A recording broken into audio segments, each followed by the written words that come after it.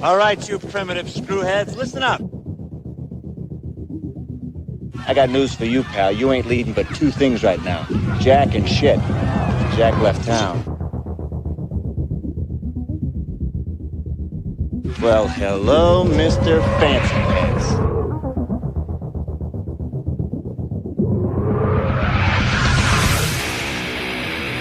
What was that ruckus?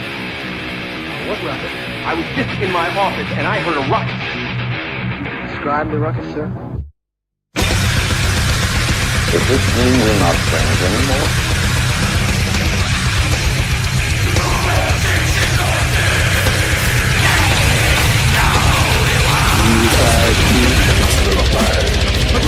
Not me.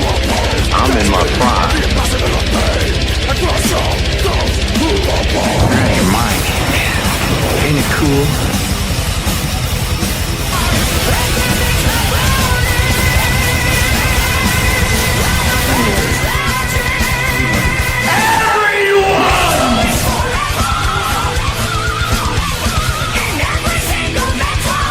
First you want to kill me, now you want to kiss me. Blow.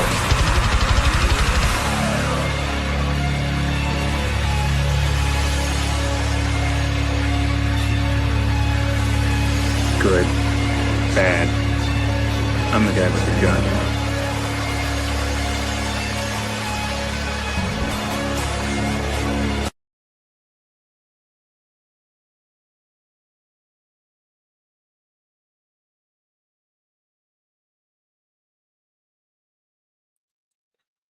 What's up, everyone? DJ Anubis here with the Unnamed Xeno podcast. Just on the fly here, doing a reaction video. Also, I was talking about the Xenomorphs, the alien from the Alien movies, and of course, my cat who's choosing now to talk to me. No, I can't deal with you right now. You have to go play somewhere. Yeah. This is like a fucking face hugger down here, basically. Little Neko. So yeah, I was just browsing the web and I saw like, a video that I thought might be kind of interesting because it was bringing up some theories. So really, the video itself is more about theory crafting, about the possibility that the Xenomorphs had like a natural enemy to who they were. And so we always know about the humans and the predators and stuff like that, stuff that I will talk a little bit about. But this is mainly about like a creature that may have existed on a planet where Xenomorphs were prevalent. And so really, we only kind of just start from the beginning a little bit. So obviously, we were introduced to the Xenomorph through the Alien movie itself in, I believe, 1979. And this, of course, basically was initially a horror film, whereas where Aliens, the sequel came out, became a little bit more of an action horror at that point. So, come on, get down. So yeah, so basically you got this is your Xenomorph, and this is the product that comes out of, which is a parasite called the face hugger. And they're laying in eggs and they pop out, infecting and laying eggs inside a host, so usually a human, but it can be like in any kind of animal, like a dog, even a predator, stuff like that. And then, of course, when it came to about 1987, there was this movie called Predator that came out. And at the time, this wasn't really related to the alien species at all. It wasn't until they got to Predator 2 that at the end of this film, we discovered that, which was like the big reveal in that film, really, was when Glover's character sees a wall of trophies, the skulls that, that the predators collect as they hunt. So it wasn't just humans they were hunting. They were all across the galaxy hunting different types of sport. Then I think it was probably about what had to be shortly after Predator 2 came out. Get down. You're really bothering me right now. Stop. Chill. I don't know why. I just started this and she's already fucking around with this. So I'm gonna have to take care of this. Sorry guys. Come on. Here we go.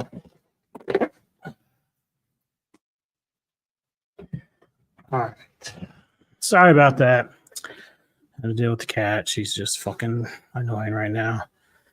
All right. So yeah, so in the Glover film, Predator 2, you know, they discover the trophy case and everything. And then I think it had to be, I don't even know, like it was so weird because I thought it was before that, but and maybe something could clarify that because I know that Predator 2 was really the first time we'd seen the crossover. But I do recall at some point, either shortly after that or whatever, where I came across a comic called Alien versus Predator. And this obviously is a photo of like their 30th anniversary. So they probably have a bunch of them collected in here. But I saw one issue of it and I was like, wow, this is really kind of cool. And I didn't know they had made one based upon that little scene from Predator 2.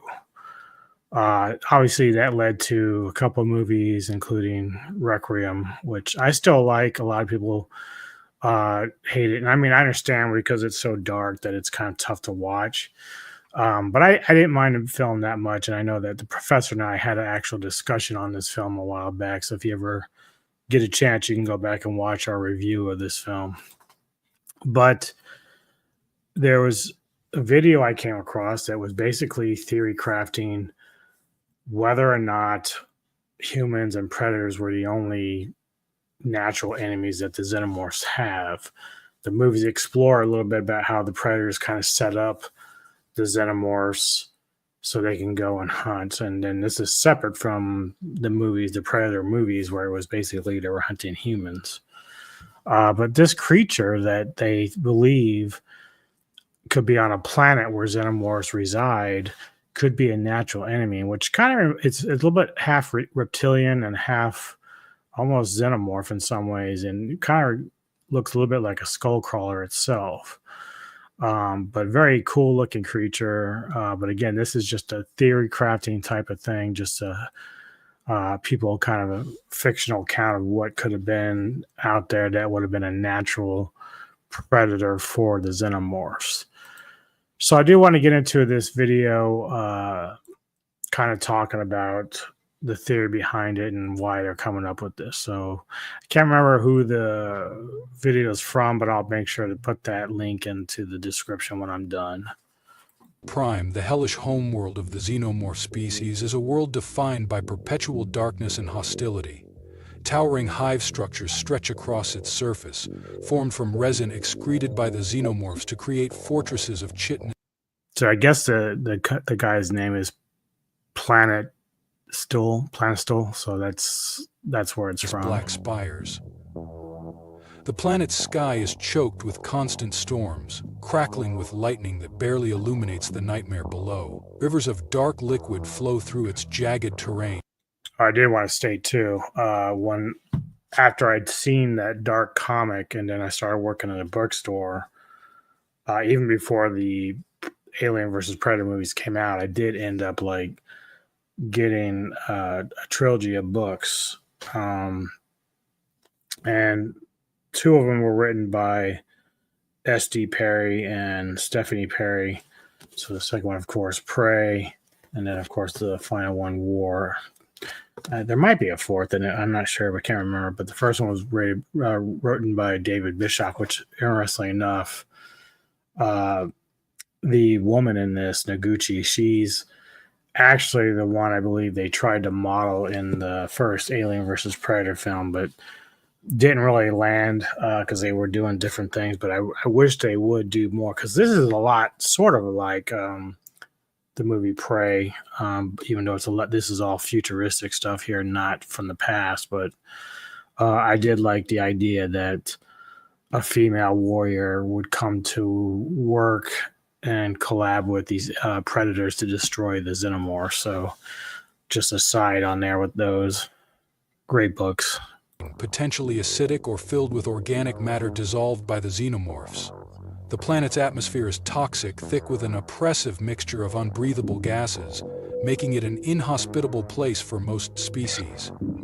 Fungal growths and parasitic organisms thrive in the shadowy corners of this world, preying on any weaker creatures that might scuttle too close. But no species truly dominates this nightmare realm.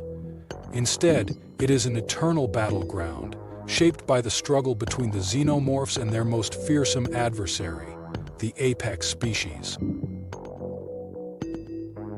The xenomorphs are a parasitic and eusocial species that dominate their world through rapid reproduction, adaptability, and sheer aggression. Their life cycle is highly efficient, beginning with the facehugger stage, which implants embryos into living hosts.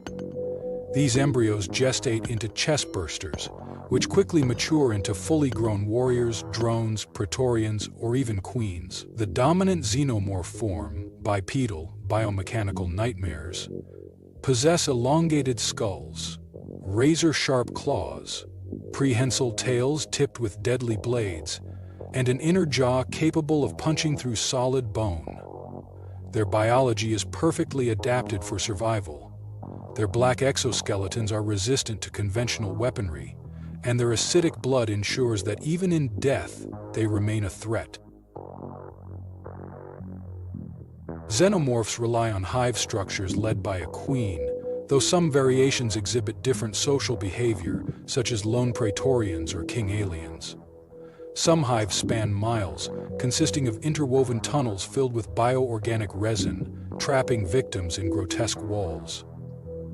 The xenomorphs' survival instincts drive them to aggressively protect their territory, attacking anything that threatens their hive. Although their numbers can swell into the millions, their expansion is kept in check not by any external invaders, but by the natural predators of Xenomorph Prime. Yeah, I kind of like that creature, but it's got a similar look to the xenomorph itself, but it's more reptilian. So again, this is all just theory crafting about what their natural predator or natural enemy would be on the planet that they're on. So obviously the xenomorphs are very invasive species. They can populate very fast, lay eggs, and of course, depending if they've got enough hosts to work with. The other thing is they aren't afraid to kill each other if they need to somehow utilize either food or in the case of the first Predator Alien film where they're releasing the queen, they would use the blood to destroy the shackles that were holding the queen down. So despite being a very invasive species, they're not dumb at all, and they can adapt pretty quickly, especially depending on the type of host they are. So if you go back to Alien 3, the xenomorph was basically impregnating or the facehugger was impregnating a dog. So then the type of xenomorph that came out of it was more dog, monkey-like, which is pretty interesting concept.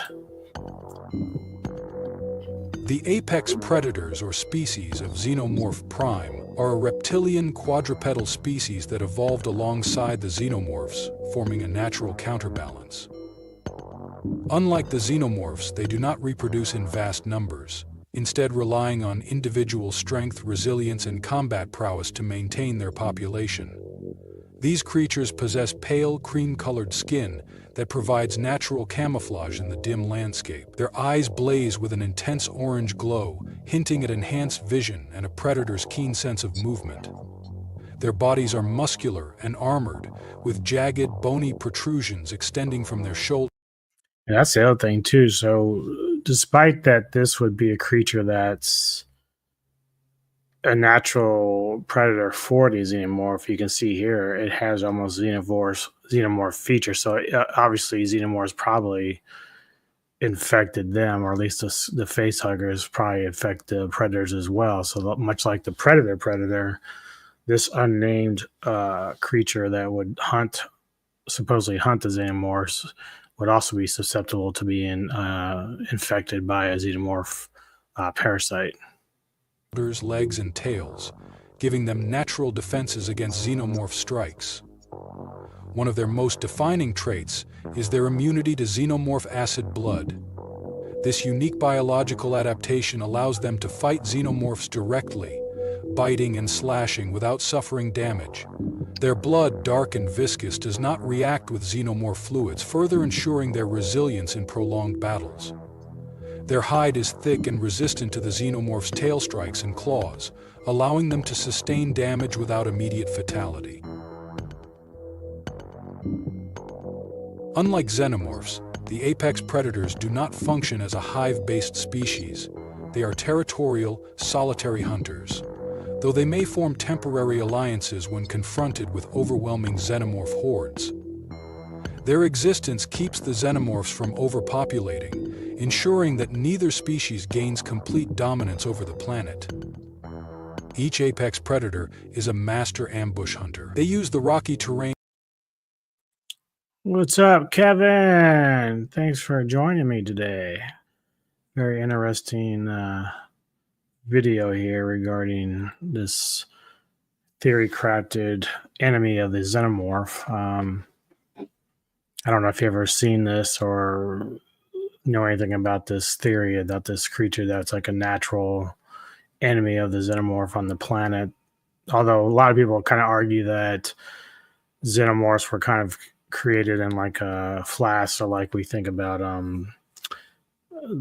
the first film that Idris Elba was in. Forget the name off the top of my head, but the way that was created then with the black goo and whatnot. But could argue, where does the black goo come from? Does it come from a planet like this where the parasites and the face huggers are all coming from anyway, or how it works? So it's all very bizarre, but I like what this guy is going with, because we think naturally that humans and predators were like the first enemies of these xenomorphs, but we saw also with the predator that they go to different planets to hunt. We saw it in the end of Predator 2, where we see the skulls. There's like many variations. In fact, who knows if the predators were actually hunting these creatures too for sport? Because if these are solitary animals, maybe they are resistant to the blood of the xenomorph. So that means they're pretty fucking tough. So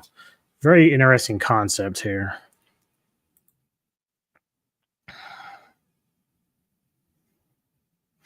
The white spikes. See, I haven't seen Tomorrow Wars yet. Everyone says it's good, but I don't know what that is. I'm assuming some sort of creature in that film. In dense fog banks that swirl across Xenomorph Prime to their advantage, striking from the darkness with immense force. Their bite is powerful enough to crush a xenomorph's exoskeleton, and their claws can tear through the hardened resin of a hive's walls.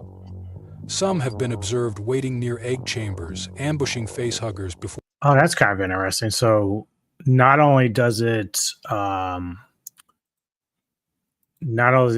basically can crush through the skeleton of the xenomorph, but it can also get through the walls, that the secretion that it does. So it's almost like a digger. So somehow it finds a way to like dig in through the walls to get to the xenomorph itself. Yeah, thanks for that. I'm going to show it after I get through this video here of what you're talking about. So here we go. Or they can implant new hosts. Others stalk lone xenomorph What's up, warriors, Goji? wearing them down before delivering a killing blow. Despite their ferocity, even the apex predators must be cautious. A single warrior is a challenge, but a swarm of xenomorphs, even for them, can be overwhelming. Many apex predators bear scars from past battles, jagged marks where xenomorph claws have torn into them, or missing limbs that regrew imperfectly after a brutal fight. Over time, some apex predators have exhibited signs of adapting further to their deadly environment. There are accounts of larger, more resilient variants emerging, ones with reinforced... I don't know if he's going to get to it in this video, but he says that the armor of this creature would be able to be resistant to the acidic blood of the xenomorph, but how is it against like the jaw, extendable jaw, or even the claws and the tail? Like, is this sort of like a certain like weak point of this creature Oh, hey, he's upgraded his phone. All right. Rock on. Now is it a brand new one or is it like just a few years older? Armor plating, longer claws capable of piercing xenomorph skulls with greater ease, and enhanced regenerative abilities. Some have even developed additional sensory organs to better detect hidden xenomorphs in the pitch-black terrain, ensuring their continued survival in this eternal war. The struggle between xenomorphs and apex predators has raged for eons, shaping the planet into a war-torn battlefield. If the apex predators were to fall, the xenomorphs would spread unchecked, consuming every available resource until their own numbers collapsed under starvation. It's kind of true too, because uh, that's true too. So yeah, so like if you think about it, like I said, the xenomorphs are a very invasive species. So like even when we watched like the first Alien versus Predator film, when they're using the pyramid basically as like their hunting grounds, like if the predators could not kill them all in time and they would start like repopulating very fast, and they'd have to use their ultimate weapon to basically wipe them out. So if you have a planet of xenomorphs, the concept is kind of the same but except for you're not having the predators there. You've got this other predator species that's going to basically keep them in check, like you do any kind of natural balance to a planet of any kind. Yeah, I think I'm due for a new phone too. I think I got a message, but I have to go through. Like my wife's going to be going through a different company, so I'll probably get it through that. But I'll probably be getting the S25 as well. All right, so back to the video. If the xenomorphs were eradicated, the apex predators would lose their primary food source, eventually leading to their decline. Thus, the ecosystem of Xenomorph Prime is locked in a brutal cycle, one where neither species can truly triumph, yet neither can afford to lose. This is the natural order, a never-ending war that has defined their existence for millennia. To outsiders, Xenomorph Prime is a world of horror, but to its native creatures, it is simply the way of life. Legends among the few species that have glimpsed Xenomorph Prime speak of the ancient battles that shaped this world. Tales of titanic clashes between queens and apex alphas, of the ground trembling beneath the weight of their fury. Perhaps somewhere in the deep... I had to wonder where this guy got the idea for the concept. Like, is this something that was mentioned at any point, or did he just kind of come up with it on his own? Maybe just thought about it in terms of like what would a planet be like if they had xenomorphs on it, and whether or not these other creatures would have to exist. Maybe there's even more creatures, maybe not as strong as this one, but still exist out there too. I love to kind of explore it. I know we talked about when I talked to Daniel Miller, the professor, about the Requiem movie, how we would go about writing a new Alien versus Predator film. And one of the things he brought up was having different types of xenomorphs or even different types of predators in the film, like just variations of it, because that'd be kind of a lot of fun. And you have to think also with the planet with xenomorphs on it, with the different species that could be there, that the facehuggers are going to be infecting different types of creatures. So there's going to be different types of xenomorphs involved. So that's kind of an interesting concept. I just wonder where he came up with this idea. Deepest corners of this planet, a victor may rise one day. But until then, the battle continues, as it always has, in the shadows of the storm-racked skies. Okay, so that's that. So, yeah, so Mr. Lambert from the Entertainment Headquarters, he said the Tomorrow Wars had something called the white something. What was it? The white spikes. And so this is what he's talking about. So, yeah, so I mean, this is very interesting too, even though the body doesn't look like it can withstand acid blood or strikes from the Xenomorphs. This is something that probably could exist on that planet, and this is also another iteration of that creature they had on the video, even though this one's a little bit different in nature and look and color. But again, looks almost like a monitor lizard of sorts. Yeah, Wolf was very cool. Like again, we were talking about I think it was you and I talking about these books the other day. Like, I love these a lot. I wish when Daniel Miller and I were talking about it, I wish they'd just base a whole new Alien versus Predator off these books alone. It'd be so much fun, as long as it was casted well.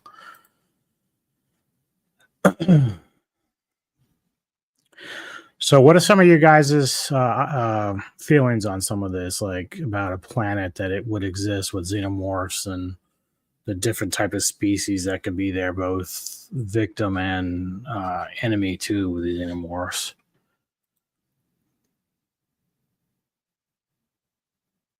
Yeah. Okay. Yeah. Now, what's the white spikes like? What is their average size compared to a xenomorph? Because that's something that would also play a factor in terms of like any kind of natural enemy of the xenomorph. Obviously, queens of the xenomorph species get kind of large compared to the drones and the soldiers and stuff. But in terms of other creatures on there, are they going to be big enough to handle them? I know, judging by that video, they call it the unnamed predator, but I'm surprised they didn't just come up with a name for it. Maybe we should come up with a name for this thing, whatever it is. Like, I have no idea what to call it, but it's pretty cool.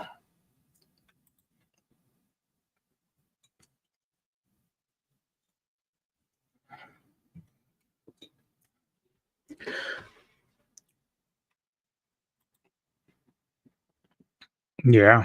Mm-hmm.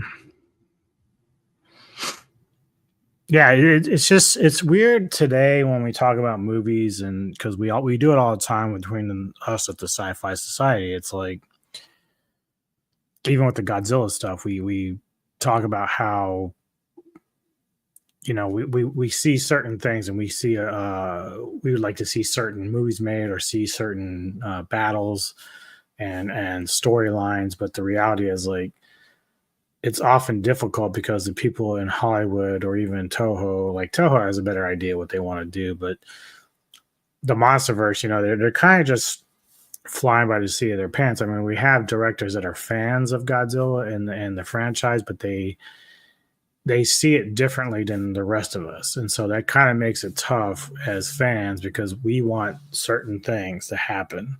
We want certain things to be out of the film as opposed to other stuff. So, like, we talked about King of the Monsters, where people are like, too much human interaction, we need more monster fights, and that's true. And then people are like, well, if you do that, then people lose interest. But we found out through both GXK and Empire that it can work with less humans. We even learned, we'll be talking about with Kevin when we do a review for this movie called Flow.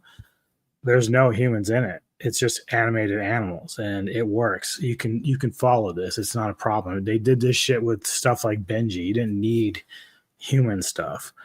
So anyone saying you can't make it work with just nothing but kaiju, it will work, because as long as you make it entertaining. But the same thing with these other movies is like, humans are fine because humans have always been part of the Predator Alien franchise. It'd be good to have an alien film with a rival, and the humans have to decide which side. Yeah, well, see, that's what's interesting, because in a way, that's what this is kind of dealing with. Humans have to decide who they're going to go to war with. Either they're going to go fight against the predators, which really predators, while they like sport, they also understand the threat that xenomorphs have. And again, xenomorphs are very much an invasive species. So without any kind of checks and balances, whether it's humans or predators, then we'd be fucked.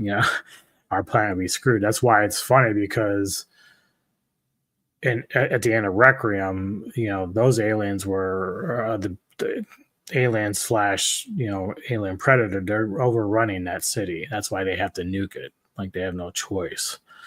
And you have casualties, of course, because they just can't take the chance of them getting out, which eventually they still do. I think there was like a post-credit scene where it just, you're always going to have like an opening to another film. But personally, I would just reboot it and just get a little more fancy with it. I'd probably go back to the Predator 2 film and then just go off of that and say, okay, let's rewind. We did Prey, with Predator, but if we're going to do the crossover, then let's basically go and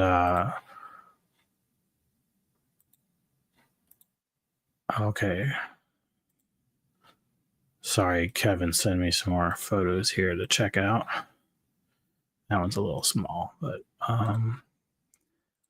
yeah, because like I said, these books, or even if you go through the comics, they I'd go to space. Well, I don't know, man. You look at what's going on. Didn't Musk just throw up one of his like space rockets or something and it blew up? We're not doing very good, which is the funny thing, dude. This is a whole side thing. It's like, we haven't like gone back to the moon since the first time we've gone there. So like, I have to sit there and say to myself, well, why is that? Like, why can't we do it? Why can't technology's got to be better now than it ever was back then? So I don't know what the problem is. Is it just too boring there? Like, why can't we go back to the moon? Here's another image that Kevin sent me regarding the white spikes. So yeah, so that's good size for against an alien xenomorph. So that's pretty cool. So Kevin, when you're watching that movie, obviously this creature has some interesting defenses, but like, what is the skin like in terms of vulnerability? Like, would it be able to withstand the attacks from the xenomorph, or is it tougher than it looks?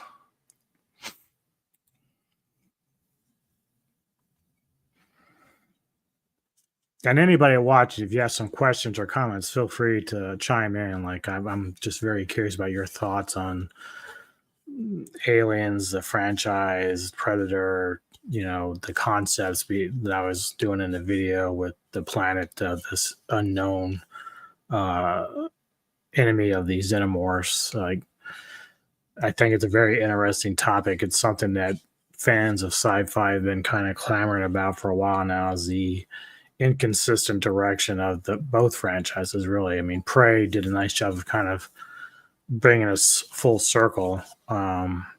Some people like Predators and some don't. Or maybe it was the Predator. I can't remember which one it was. Jungle Planet, Refinery, Small Town. Yeah, don't they actually wasn't one of the games dealing with both humans, aliens, and predators? Like, wasn't that a game at one point?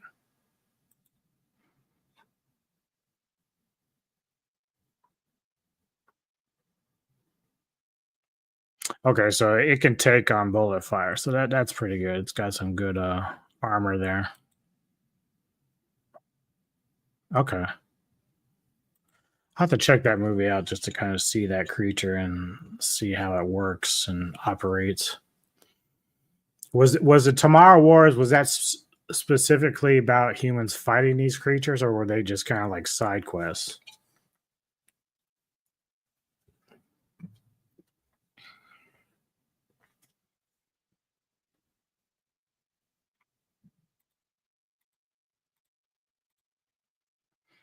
Let's see.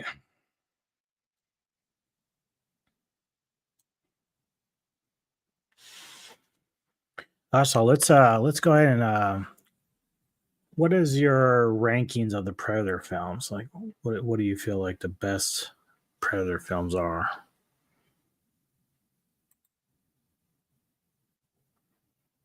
Yeah.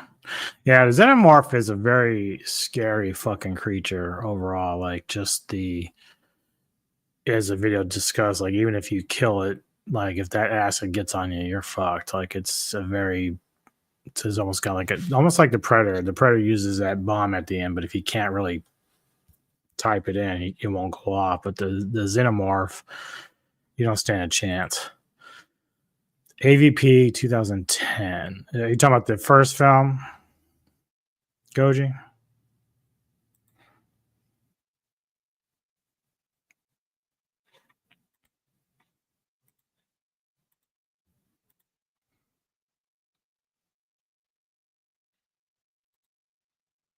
Oh, game. Okay, yeah. That's right. Yeah. So I didn't ever get around to playing that. But at the time, I remember kind of being interested in it because of that whole concept of you can choose whatever one you want to be. If I recall, you can be an alien, or you can be the predator, or be the human. Thought that was a cool idea.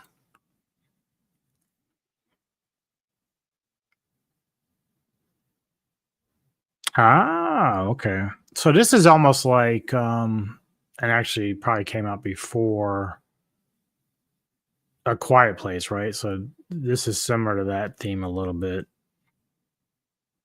Just you don't have a lot of people with weapons, but the idea about these creatures just kind of coming or being awoken on the planet, they're a bit different, obviously, in how they react and behave, but it sounds like a similar invasion type thing.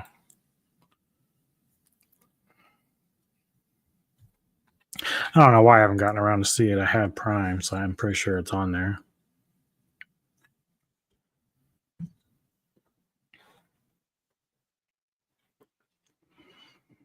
So I think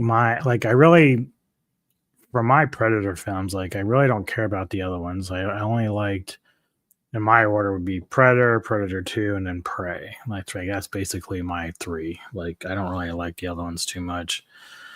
I think Goji likes. Oh, here he goes. Yeah, he's gonna give us a breakdown. Predator, Predator 2, Predators, and then 4, and lastly, the last Predator. So you didn't like Prey at all?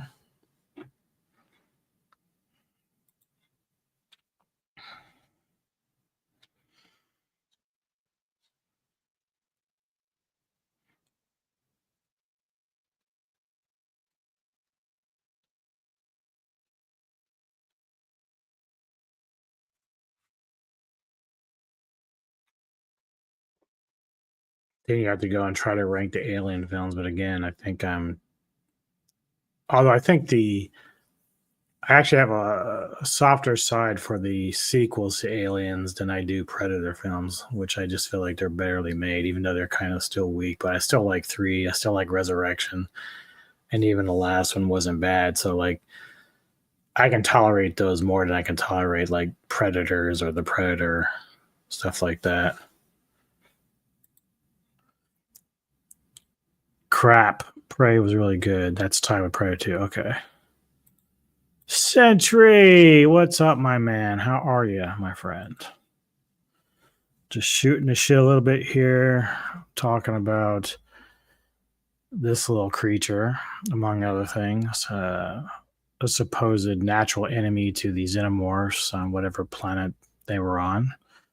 I thought it was kind of a cool concept idea, because obviously, as we said, Xenomorph species is very invasive, can multiply and reproduce very rapidly as long as they have hosts. Obviously, we know the history with humans interacting with them as well as the predators. Yeah, I don't know, man. It'd be kind of cool. Even that story would be kind of cool, just to have like a planet with, as Goji pointed out earlier, just mishmash, put everybody in there and just let them go through and try to survive. So take 5 human soldiers and put them on the planet, then put 2 or 3 predators, and then we'll have all these other animals along with the xenomorphs, and it's kind of like a free-for-all. You know, you have to survive not just the xenomorphs or the predators, but it has to survive like any kind of other creatures that exist on this planet. Almost like the way that Riddick would on the 3rd movie. Like, he's kind of like getting used to this new planet he's on, and figuring out which creatures are a threat and which ones are edible or whatever. So it's kind of interesting, the concept behind it. Hell, we could fucking throw Riddick on that planet. To make a crossover there, right? I mean, it could happen. I mean, technically. I mean, he's out in the middle of fucking space on different planets. I mean, we can fucking put him on the planet with Xenomorphs. How fucking shocking would that be? Don't know how long he would survive, but...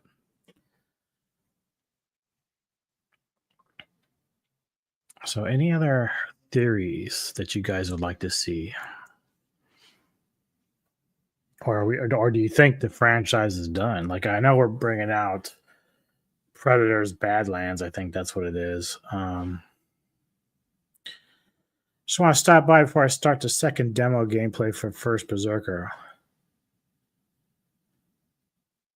Yeah, agreed. So you're really liking that Berserker game, huh? Is that only on console? I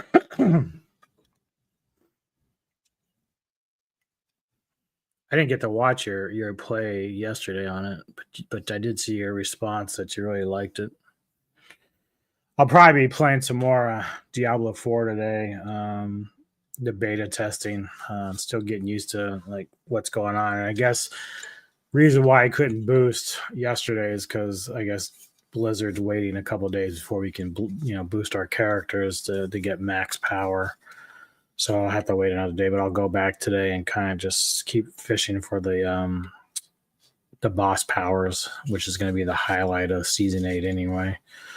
But, it's been mixed reviews on that as well as terms of how people feel about it. Even the diehard YouTubers are like, man, it's like a slog trying to level in that game right now. It used to be pretty fast, but now it's like they're scaling it back.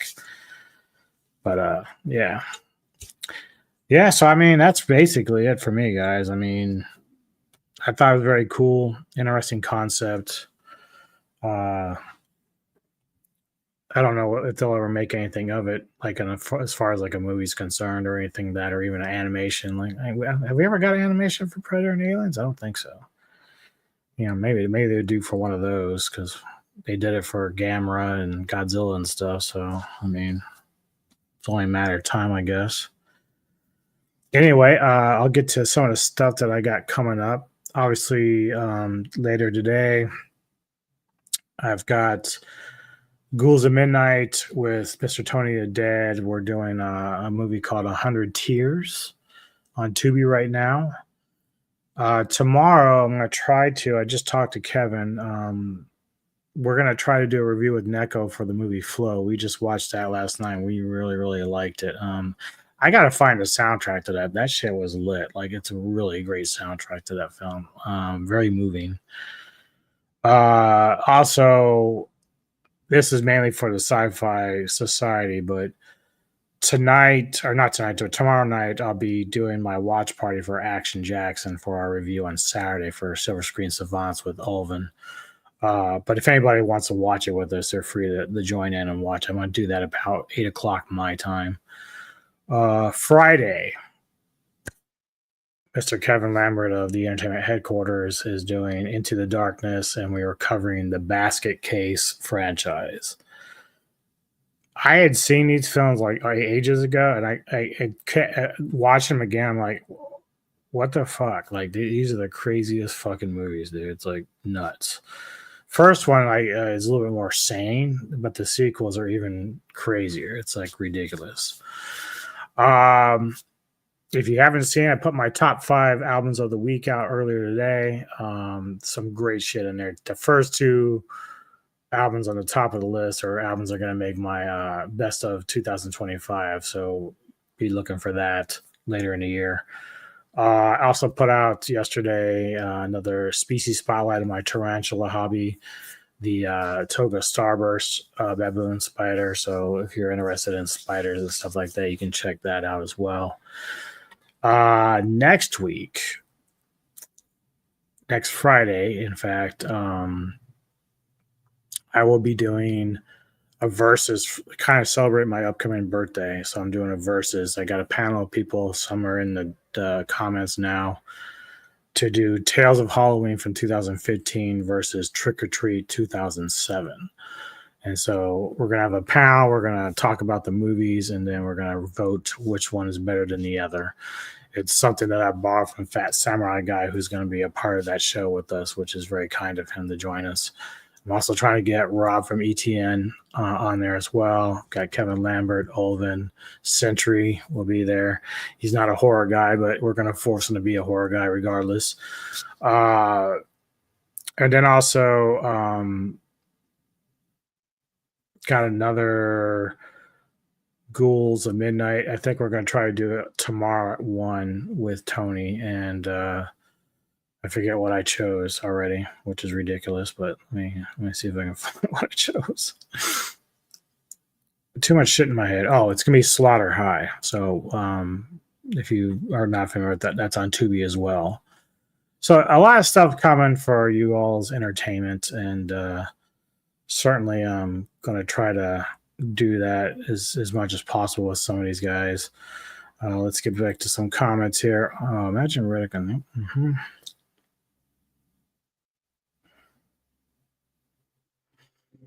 Okay. Oh, it is getting one. Who's doing it? Do you know?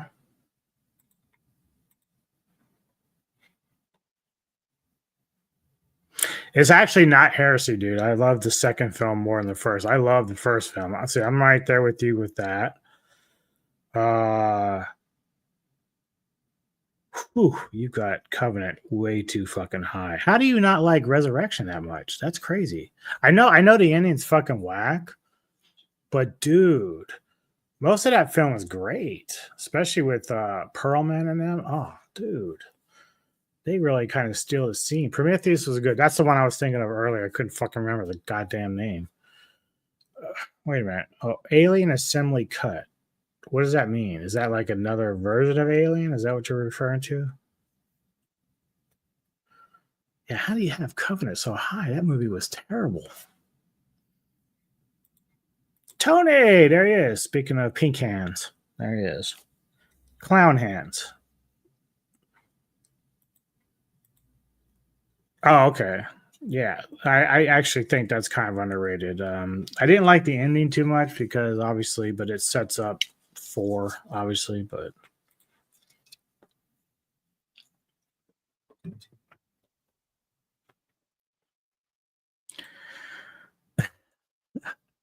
now he's the rainbow colors.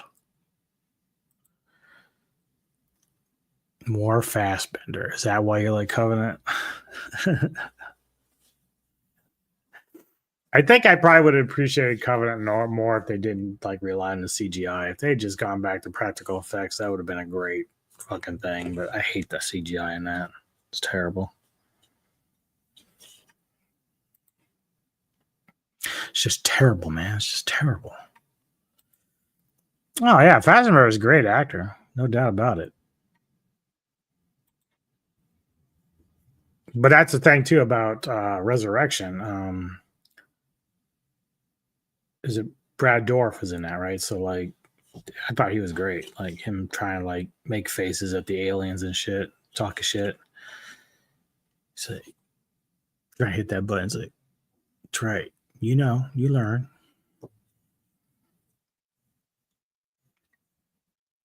All right. I think we said what we needed to say.